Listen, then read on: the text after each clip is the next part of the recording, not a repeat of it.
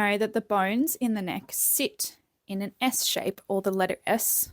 The fancy term for it is a sigmoid. So we can see that there's a curve at the top and a curve at the bottom.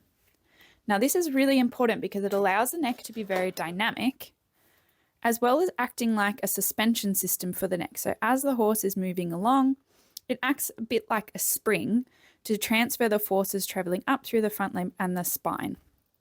The other thing it does is it allows the neck to be very dynamic. So for example, when the horse wants to graze, the neck can telescope down and lengthen. And then if the horse wants to look up at its surroundings, it can also do that as well. So something interesting to note about this shape of the S is that these gaps here are where the cervical nerves exit.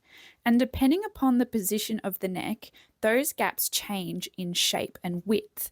So when the neck is in a more neutral and lengthened position like so, those gaps are nice and open, allowing those nerves to exit cleanly from the vertebrae. And when the neck is in a more flexed position, those gaps slightly narrow.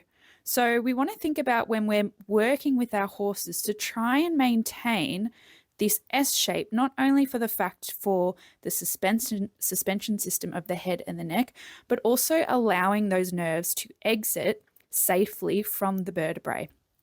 So when we're riding, we really want to avoid things where we're compressing the S like this. So when we're overbent, for example, so now you can see that spring is really compressed and can't work effectively.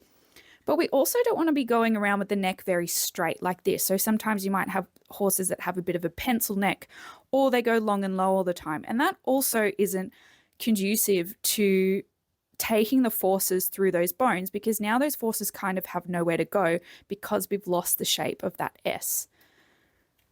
So once again, what we're kind of aiming for when we're riding is keeping the neutrality of that beautiful S shape in the neck so that it's able to take those forces effectively without any injury and without causing any impingement of the nerves.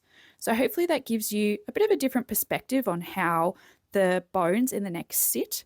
And let me know what else you'd like Mr. Skelly to teach you.